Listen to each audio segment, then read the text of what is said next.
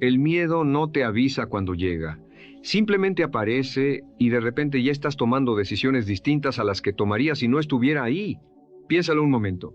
¿Cuántas veces has dejado de hacer algo no porque no podías, sino porque algo dentro de ti decidió que era demasiado arriesgado, demasiado expuesto, demasiado incierto?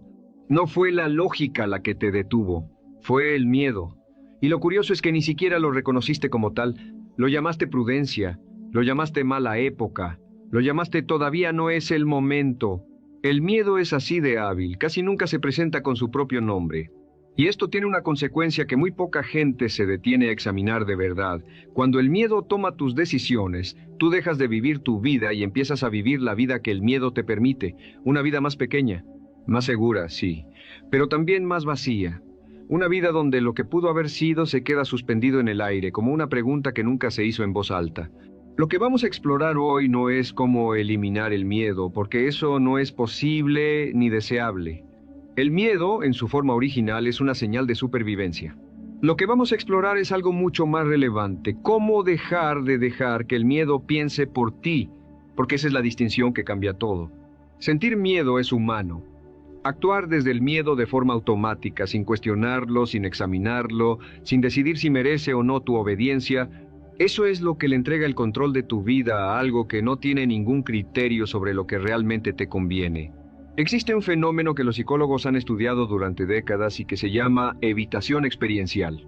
En términos simples, es la tendencia humana a alejarse de todo aquello que produce incomodidad, ansiedad o malestar. Parece lógico, incluso razonable, pero el problema es que la vida que vale la pena vivir está casi siempre del otro lado de esa incomodidad.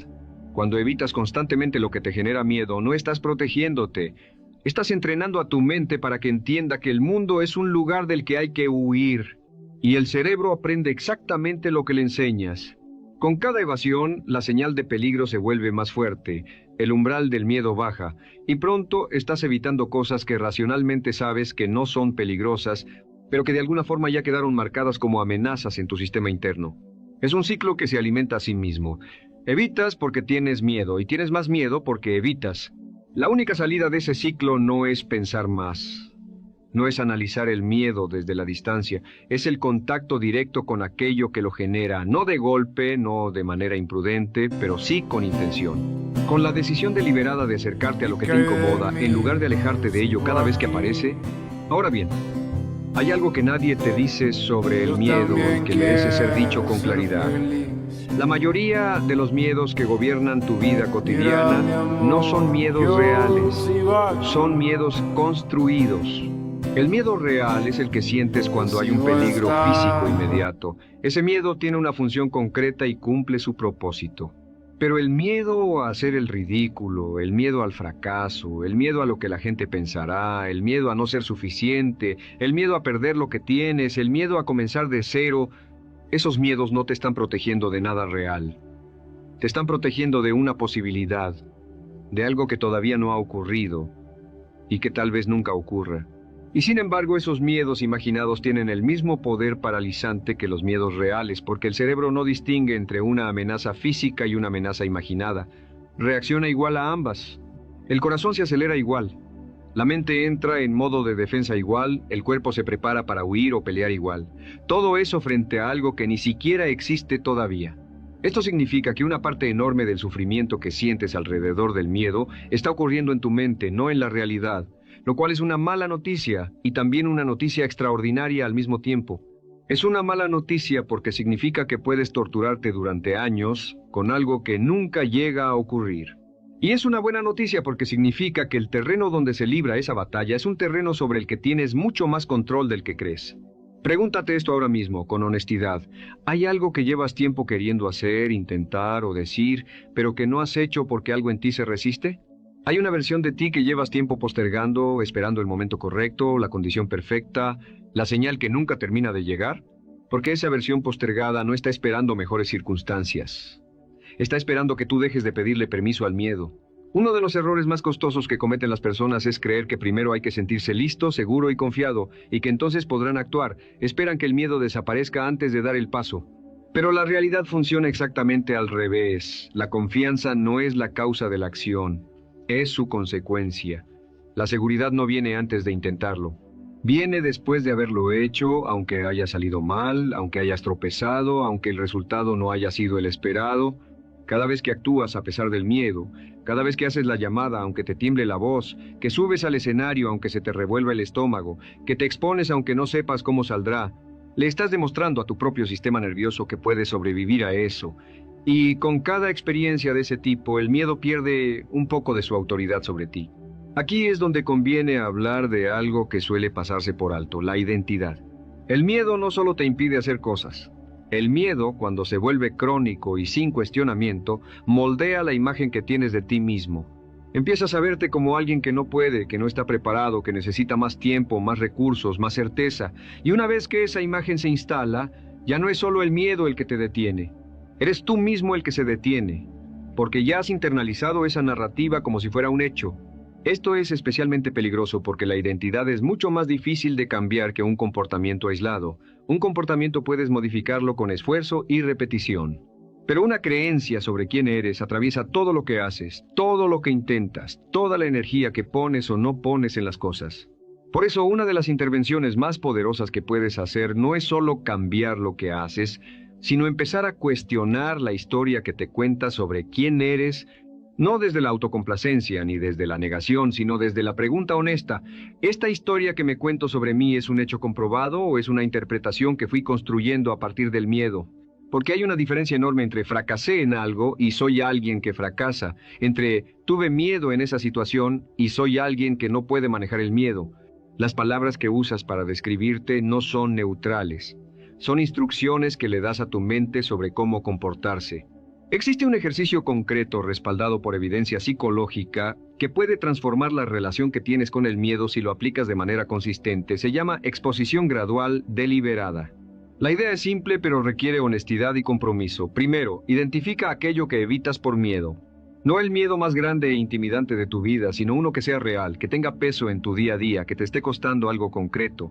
Puede ser hablar en público, iniciar una conversación difícil, presentar un proyecto, pedir algo que necesitas, mostrar tu trabajo. Segundo, descompone ese miedo en pasos más pequeños. No saltes al escenario si llevas años huyendo de él. Empieza por hablar en voz alta en un cuarto vacío, luego frente a una persona de confianza, luego en un grupo pequeño. Cada paso deliberado que das hacia lo que temes le envía a tu cerebro una señal diferente a la que le has estado enviando. Le dice que el peligro no es tan real como parecía, que puedes tolerarlo, que del otro lado no hay destrucción sino aprendizaje. Tercero, y esto es crucial, no midas el éxito por si el miedo desaparece. Mídelo por si actuaste a pesar de que estaba ahí. Esa es la verdadera victoria. No la ausencia del miedo, sino la presencia tuya, incluso cuando el miedo aparece. Hay otro ángulo de este tema que pocas personas se atreven a examinar y es el costo real de no vencer el miedo. A menudo pensamos en el miedo como algo que nos protege de consecuencias negativas, pero rara vez calculamos las consecuencias de vivir dominados por él. Cada decisión que no tomaste por miedo tuvo un costo. Ese trabajo que no solicitaste, esa conversación que no tuviste, esa persona a quien no te acercaste, esa idea que no lanzaste, todas esas posibilidades que quedaron cerradas no son neutras. Representan versiones de tu vida que existieron como posibilidad y que el miedo liquidó antes de que pudieras siquiera intentarlas. Y hay algo más sutil aún. El miedo no solo te roba oportunidades externas, te roba calidad interna.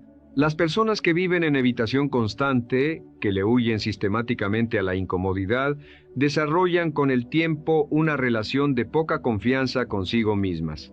Porque en el fondo saben que cuando llegó el momento no estuvieron, y esa sensación acumulada, aunque nunca se verbalice, se convierte en una forma de desprecio silencioso hacia uno mismo. No es exagerado decirlo, hay personas que cargan durante décadas con el peso de lo que pudieron haber sido y no fueron, no porque la vida les negó la posibilidad, sino porque el miedo les negó el intento. Y ese es uno de los dolores más difíciles de procesar porque no tiene un culpable claro al que señalar. Piensa en un momento de tu vida en el que hiciste algo que te aterraba. Un momento en el que el miedo era real, la incertidumbre era real y aún así lo hiciste. Puede haber sido algo que parece pequeño desde afuera, pero que por dentro significó cruzar un umbral. ¿Recuerdas lo que sentiste después? No necesariamente el resultado, sino la sensación de haber estado ahí, de haber podido. Esa sensación es exactamente de lo que estamos hablando, no de una vida sin miedo, sino de una vida donde el miedo no tiene la última palabra. La persona que se vuelve imparable no es la que no tiene miedo. Es la que aprendió a moverse aunque lo sienta.